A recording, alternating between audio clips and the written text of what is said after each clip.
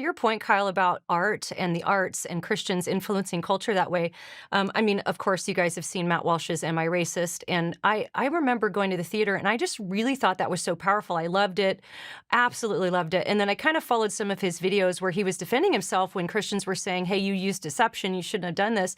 And his point was that like if we're going to actually change culture, we have to do real art. Like we have to do things that aren't just cheesy, but things that actually are changing culture. And I think that movie and the work that you guys do illustrates that when you take advantage of these artistic tools that God has given us, these minds, the humor, the sarcasm, satire, all these things, it can actually influence and change culture, which I think you guys have done quite a bit.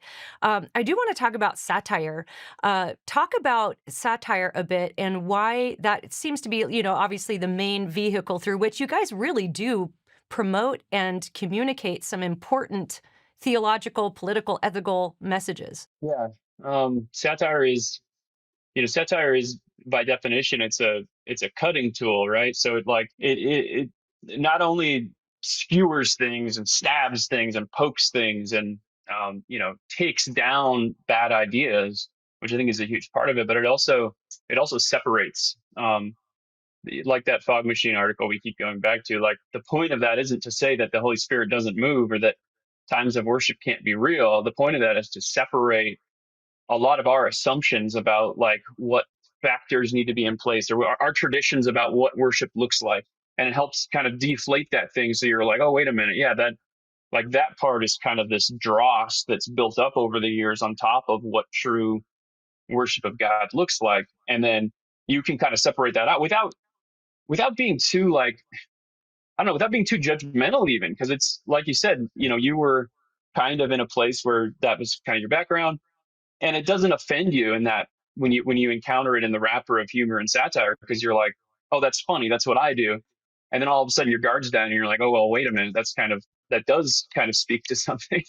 So when we're making fun of Christians, that's always a delicate thing, but we're not making fun of the core belief or the gospel. We're making fun of the ways that we failed to live up to what the scriptures say, or the traditions that we've built on top of it, and it helps us to kind of cut those things down to size.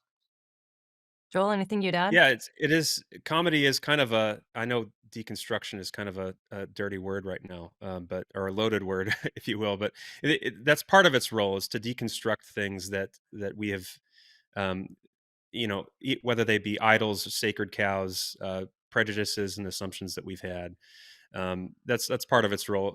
Comedy picks things apart, takes things apart, and what you'll see with a lot of secular comics is that's kind of where they end. Is they'll kind of point out the absurdity of something, and then they just kind of leave you there. And well, that's absurd. Everyone go home. And the Bee's kind of trying to do something a little more than that. And we're trying to point to the truth beyond that thing that we're deconstructing, and hopefully point people to Christ in a unique and funny way.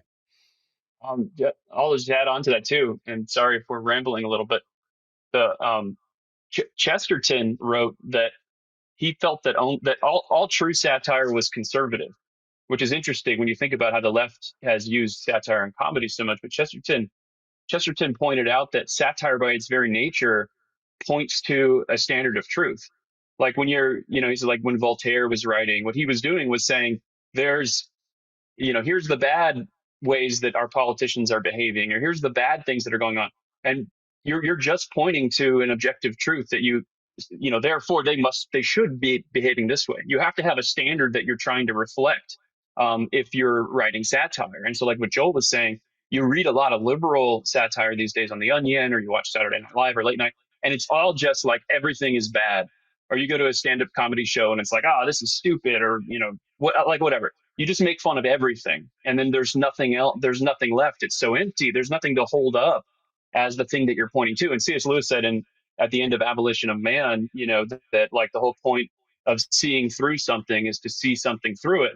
And to go on seeing through things forever is the same as not to see. So it's like if you just keep deconstructing everything, you end up in this place of despair. And I tweeted some screenshots of some Onion articles, I don't know, a year or two ago, and I'm like, are the guys at the Onion okay? Like someone should check in on them, because all their satire is like, oh, I'm so sad at work, man is sad at work, or man sad at home, or everything's terrible. Politics are, it's like, was if everything's awful, if you're satirizing everything and everything's awful, you're just left in this place of total despair. And it's cool at the B that we have like something that we can actually point to, which I think is neat. Yeah.